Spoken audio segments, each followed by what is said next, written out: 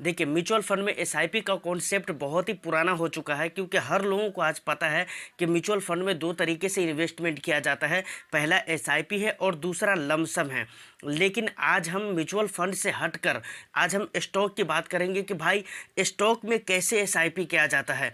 ये थोड़ा सुनकर अजीब सा लगता है, क्योंकि बहुत सारे लोग ऐसे होंगे जिनको, कुछ लोग तो ऐसे होंगे जिनको पता होगा, लेकिन ज़्यादातर लोग ऐसे होंगे जिन्हें स्टॉक में भी एसआईपी किया जाता है ऐसा उन्होंने सुना भी नहीं होगा। तो आज की इस वीडियो में हम बात करेंगे कि स्टॉक में एसआईपी कैसे करते हैं, कितने पैसे से कर सकते हैं, कितना ज़्यादा रिस्क है, किस तरह की कंपनी आपको सेलेक्ट करना चाहिए, सारी चीज़ों के बारे में डिटेल्स में बात करेंगे। तो वीडियो बहुत इंटरेस्टिंग होने वाली है, वीडियो को लास्ट तक के देखते रहिए। और यकीन मानिए, अगर पूरी वीडियो आपने देख ली ना तो आप भूल जाएंगे म्यूचुअल फंड और म्यूचुअल फंड के रिटर्न्स को। तो चलिए वीडियो को शुरू करते हैं, लेकिन उससे पहले हमेशा की तरह एक रिक्वेस्ट कि चैनल पे फर्स्ट टाइम विजिट कर रहे हैं तो चैनल को सब्सक्राइब कर लीजिए। इंटरेस्टिंग कंटेंट के लिए वीडियो को लाइक कर दीजिए और शेयर कर दीजिए उन लोगों के पास जो इस तरह की वीडियो देखना पसंद करते हैं। तो देखिए, ऐसे बहुत सारे लोगों को तो पता होगा कि भाई एसआईपी कहते किसको है, लेकिन फिर भी मेरा फर्ज बनता है कि एक मरतबा मैं बता दूं।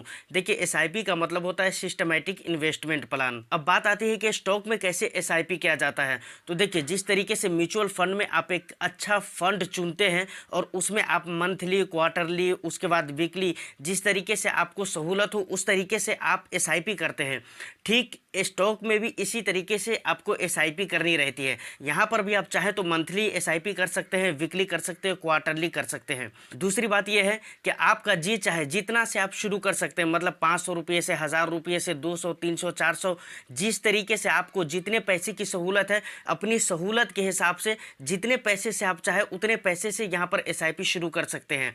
ऐसा नहीं है कि भाई अब स्टॉक की एसआईपी है तो हमें 5000 से ही शुरू करना पड़ेगा। अगर आप ये सोच रहे हैं तो ऐसा कुछ भी नहीं है, आप यहाँ 200-400 से भी एसआईपी स्टार्ट कर सकते हैं। अच्छा, और इससे भी बड़ी बात ये आती है कि भाई स्टॉक में एसआईपी करने का सबसे बड़ा मजा तो ये होता है कि भाई कभी भी कोई लॉक इन पीरियड नहीं है। यहाँ पर आप जब चाहे तब अपने पैसे को रिडीम कर सकते हैं। आप चाहिए तो 2 महीना के लिए एसआईपी कीजिए, 6 महीने के लिए, 4 साल के लिए, 5 साल के लिए, 10 साल के लिए।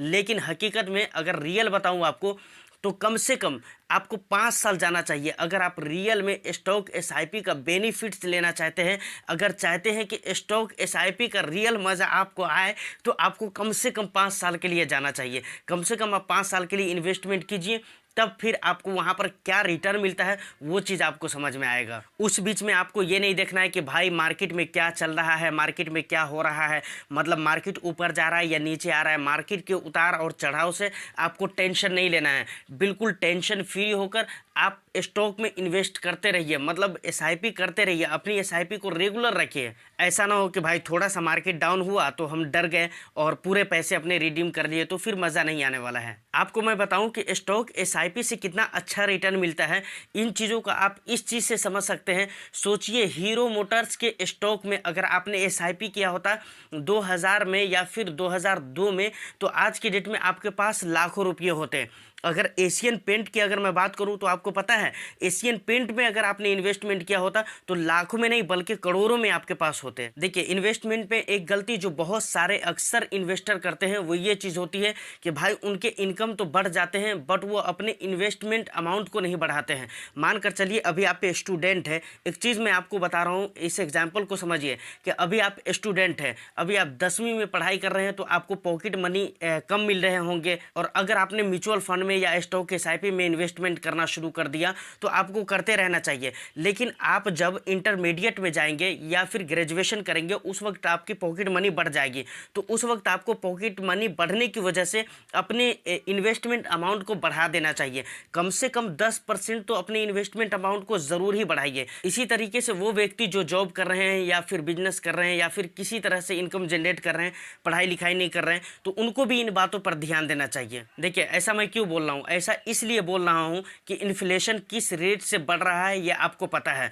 अब सोचिए कि इन्फ्लेशन रेट बढ़ रहा है और आप अपने इन्वेस्टमेंट को ना बढ़ाएंगे तो आप सोच लीजिए फिर आप तो दिन ब दिन मतलब अपने पैसों को नुकसान ही कर रहे हैं ना, अपने पैसे की कीमत को, उसकी असल ओरिजिनल वैल्यू को आप गंवाते जा रहे हैं। तो आप हमेशा याद रखिए कि जैसे जैसे आपकी इनकम बढ़ती है उस तरीके से आपको अपने इन्वेस्टमेंट अमाउंट को बढ़ाना है, कम से कम 10% तो बढ़ाना ही है। अब देखिए, जब भी आप स्टॉक एसआईपी करते हैं तो आपको सबसे पहला काम जो करना होता है वो ये करना होता है कि आपको एक अच्छी कंपनी का सिलेक्शन करना होता है।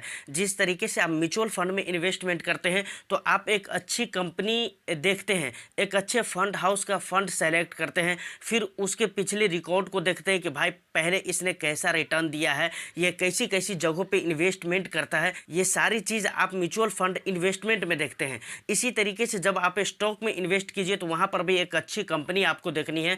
उसके बाद आपको ये रिसर्च करना है कि कैसी कैसी जगह पे इस कंपनी का इन्वेस्टमेंट रहता है, इसकी पोर्टफोलियो कैसी है। उसके बाद आपको ये भी देखना है कि भाई ये किस तरह का रिटर्न पहले अपने इन्वेस्टर को दे चुका है। तो ये सारा कुछ गौर करने के बाद तब किसी भी कंपनी का सिलेक्शन आपको करना है। तो देखिए, अब ये सब बात की बात है, अब एक ज़रूरी बात आती है कि भाई स्टॉक एसआईपी हम कहाँ से कर सकते हैं। तो देखिए, इसके लिए आपके पास एक डीमेट अकाउंट होना चाहिए। अगर डीमेट अकाउंट आपके पास नहीं है तो विदाउट डीमेट अकाउंट के आप ये काम नहीं कर सकते हैं। अब स्टॉक एसआईपी करने से पहले कुछ बातों का ख्याल आपको रखना बहुत ही ज़रूरी है। मानकर चलिए कि 10,000 रुपये की आप एसआईपी कर रहे हैं, तो ऐसा नहीं कि सारे के सारे पैसे आपको एक ही सेक्टर में लगा देना चाहिए, बल्कि आपको अपनी पोर्टफोलियो को जितना ज़्यादा हो सके डाइवर्सिफाइड करके रखना चाहिए। जैसे कुछ पैसे आपने आईटी सेक्टर में लगा दिया, कुछ आर्टिफिशियल इंटेलिजेंस में लगा दिया, कुछ ग्रीन एनर्जी में लगा दिया, कुछ फार्मा में लगा दिया, कुछ केमिकल्स में लगा दिया। तो इस तरह करके बहुत सारे सेक्टर्स में आपको पैसे लगाने हैं। इससे पूरा डाइवर्सिफिकेशन का बेनिफिट आपको देखने को मिल जाएगा, क्योंकि कोई एक सेक्टर अच्छा परफॉर्म नहीं करेगा तो कोई दूसरा सेक्टर होगा जो उसको मेंटेन करेगा। लेकिन अगर आप एक ही सेक्टर में टोटल पैसे लगा देते हैं तो उसी सेक्टर के ऊपर आपका रिटर्न, आपका लॉस, आपका प्रॉफिट ये डिपेंडेंट हो जाएगा। देखिए, एक बात आप याद रखिए, स्टॉक में अगर आप एसआईपी करते हैं तो वहां से आपको 20% का रिटर्न मिल सकता है और ये रिटर्न आसानी के साथ लिया जा सकता है। जबकि म्यूचुअल फंड के रिटर्न की बात करें तो वहाँ पर 12%, 14%, 15% जाते जाते तक के बहुत लास्ट हो जाता है। बहुत ऐसे कम फंड मिलते हैं कि बहुत ज़्यादा आपको रिटर्न देखने को मिलेगा। और एक बात तो हमेशा आप याद रखिए, जब भी आप स्टॉक एसआईपी करते हैं तो हमेशा आपको ये बात याद रखनी है कि फंडामेंटली स्ट्रॉन्ग कंपनी को ही सेलेक्ट करना है। डेट फ्री कंपनी या फिर लो डेट वाली कंपनी, मतलब ऐसी कंपनी जिसके ऊपर कोई कर्जा ना हो, लोन ना हो, या फिर हो भी तो बहुत कम मात्रा में हो। ऐसा ना हो कि भर भर कर कर्ज लिया हो, उस कंपनी को आप सेलेक्ट कर लीजिए फिर उसमें आप अपने पैसे को लगा दीजिए। तो ऐसा नहीं करना है। सबसे पहले तो ये कोशिश कीजिए कि डेट फ्री कंपनी होनी चाहिए, मतलब कर्ज वगैरह बिल्कुल ही नहीं होनी चाहिए। और कभी भी 2-4 स्टॉक में पैसे लगाकर अपने पैसे को ख़राब मत कीजिए। जब भी आप स्टॉक एसआईपी करते हैं तो कम से कम 10 स्टॉक को आप ज़रूर चुनें जो अलग अलग सेक्टर के होने चाहिए। वरना कभी कभी लोग क्या करते हैं कि मतलब 2-4 में जो है ना, मतलब लालच के चक्कर में आकर 2-4 स्टॉक में इन्वेस्ट कर देते हैं, एसआईपी करना शुरू कर देते हैं, फिर बाद में पता चलता है कि भाई उसमें तो नुकसान हो गया। तो ऐसा आपको नहीं करना है। कम से कम 10 स्टॉक आपको लेकर ही चलना है। और लार्ज कैप में 60 से 70% और मिड कैप में 30 से 40% तक के आपको इन्वेस्टमेंट करना है। एक बात हमेशा याद रखिए, गलती से भी ये गलती आपको नहीं करना है, मतलब स्मॉल कैप में इन्वेस्टमेंट करने की गलती कभी भी आपको नहीं करना है। इससे बहुत ही दूर होकर रहना है। ज़्यादातर कोशिश ये कीजिए कि आप लार्ज कैप कंपनी में ही इन्वेस्टमेंट करें, लेकिन चलिए मिड कैप में भी आप 30 से 40% तक का इन्वेस्टमेंट कर सकते हैं। तो आज की वीडियो में इतना ही। मुझे ऐसा लगता है कि मैंने काफ़ी बातें आपको बता दी है स्टॉक एसआईपी को लेकर, और इस वीडियो में बहुत सारी चीज़ें आपको समझने को, जानने को मिली होगी। वीडियो अगर अच्छी लगी है तो वीडियो को लाइक एंड शेयर कर दीजिए, चैनल को सब्सक्राइब कर लीजिए। फिर मिलते हैं किसी नेक्स्ट वीडियो में। जब तक लिए all the best. Thank you for watching.